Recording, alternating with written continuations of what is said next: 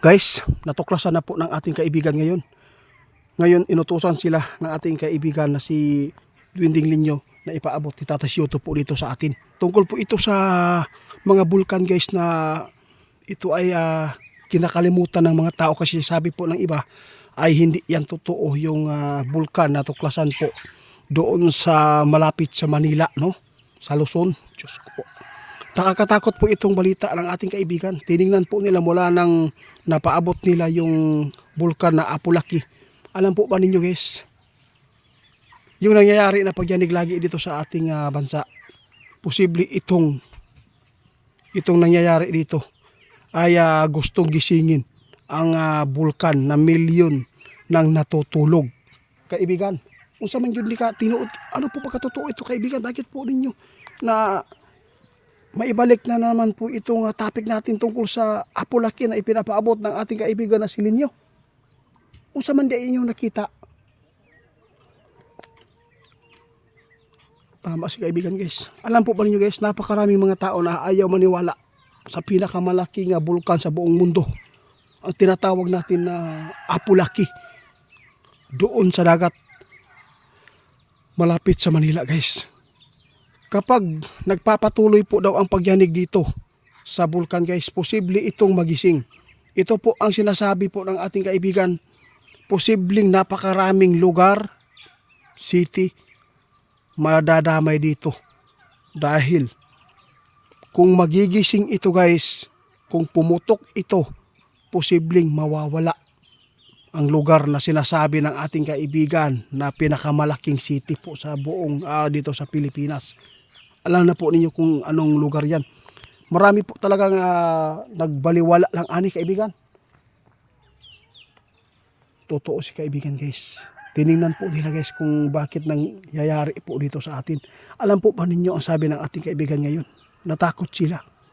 Kung magtaod-taod na daw ni og lihok ang yuta, posible ang nasa ilalom ani guys, pag natarog og sige ang bulkan nga wala naman to'y hungaw daw ana si kaibigan, no?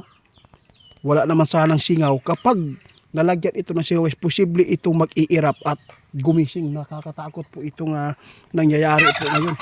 Kaya sana, no, huwag po natin kalimutan na manalangin tayo para hindi tayo mapababayaan po ng Panginoon kaibigan.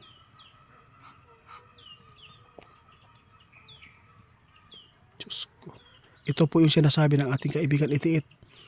Muuna, ito daw na bulkan guys, pag nagising po ito guys, ito po ang sinasabi nila na 500,000 sigurong mamamatay diri guys sa mahitabo aning pag mataaning bulkana. Manghinaot ta guys na sana ay hindi na maulit pa ang pagyanig dito sa ating bansa, kasi yung pagyanig lagi guys, parang sila mismo ang nagpagising nito sa bulkan na kinatatakutan pa noon. Hindi ito natatandaan masyado guys at kinakalimutan ito ng mga tao kasi may nagsabi peak daw na bulkan yan. Hindi nyo alam, kapag na tarog na og sige ingon si kaibigan, pag nalagyan ito ng singaw, posible itong mag-iirap at magising. Huwag po natin, no, pangarapin ito na magkatotoo yung mga nakikita ng mga dwinding. Nakakatakot po ito guys. Baka ito daw magbigay ng katapusan ng mga tao doon sa malapit sa bulkan na yan. Kaibigan, salamat po sa inyong babala. Ha? Guys, kahit pa malapit po, no, kahit pa malayo tayo sa bulkan na yan, apektado pa rin tayo guys. Kasi pwedeng mag-cause yan ng pinakamalakas na lindol guys. Mag-cause ng pagyanig ng mga lupa. Maraming building dito guguho. Hindi na talaga kailangan na magpaganda tayo ng bahay. Sa totoo lang. Kasi useless pa rin. Masisira pa rin yan. Yun po ang totoo. Isang safety talaga na bahay tulad po ng mga live material, no? Kaya mga kahoy dyan. Nagbasol ganit mi guys nga nung nagkonkreto pinagbalay. Kaibigan. tandaan daw ninyo guys, ang mga lugar na nabanggit ng ating kaibigan, ha? Mag-ingat kayo. At saka kung magpadayon ni ang linog, bisan wala jud daw mga kuan bulkan na mubuto diha, pero mag-amping yun ta sa dagat karon. Tungod kay dili nato hawak ang panahon. Dili lang kining nahitabo diri sa tuwa mo ning giingon guys. Gipakita na gyud ni sa atoa sa Ginoo para ang mga tao ba, daghang tao karon na madungog nato maglindol gani. Kato mga tao gani siguro to nga nakalimot na sa Ginoo, mga panawag ba tungod aning kakuyaw. Kung na kita bisag walay lindol, manawag ta piminti. Dili kay dito ta manawag kung naanay pagyanig kanang ratol na ka siya sininggit, di ba?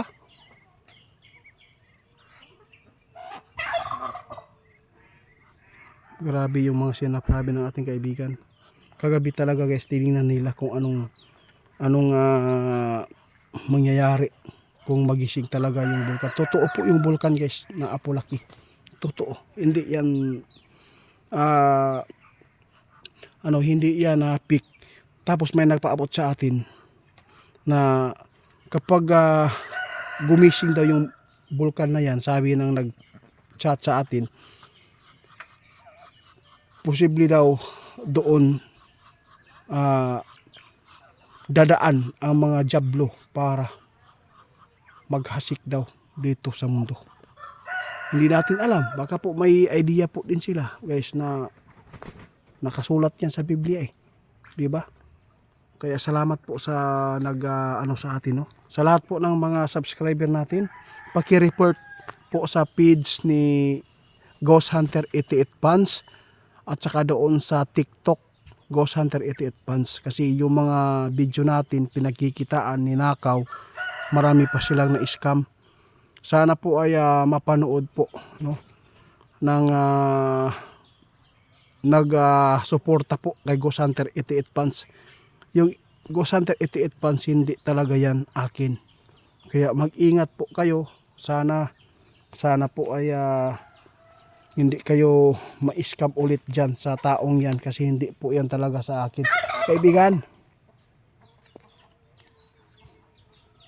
guys, ingon si kaibigan, katong lugar karon di Asamati ug Cebu, dili gyud dapat karon magkampante, labi na kanang ilang mga balay karon ng leaking na, kay naagyo nakita si kaibigan na maotro pa ang pagyanig nito kagabi.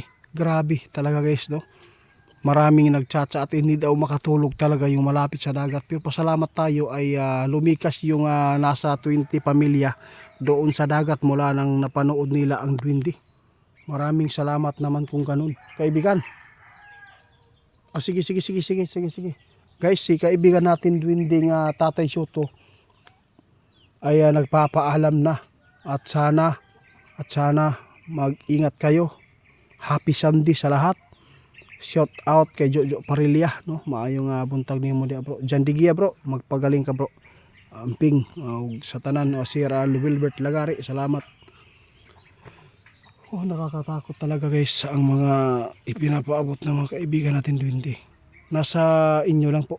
Ayaw lang mo kabalaka, ayaw lang mo pud mo pagbaso sa amoa. Kay wala man pud mi manang hadlok, no? Mugani gipaalala ni sa inyo para dili mo makalitan. Kay basin og kuan na nabisi na mo di sa material na butang, nakalimot na mo sa Ginoo, dito ra mo makaalala kung maglindol na anay pagyanig na malakas, no? Isig tawag lagi og Lord. Grabe ako nakita sa mga post ba, Diyos ko po. Kaya salamat po sa lahat. Dapat hindi tayo magpanik kung ano man po ang mangyayari sa mundong ito, no? Dapat maging matatag ka, patay man o buhay. Yun po, kapag matatag ang tao, walang kinatatakutan yan. Kaya po nilang harapin kung ano man po ang mangyayari sa mundo. Huwag lang tayong magpanik, kasi lahat po tayo ay makaranas po ng nararanasan po ng ibang tao.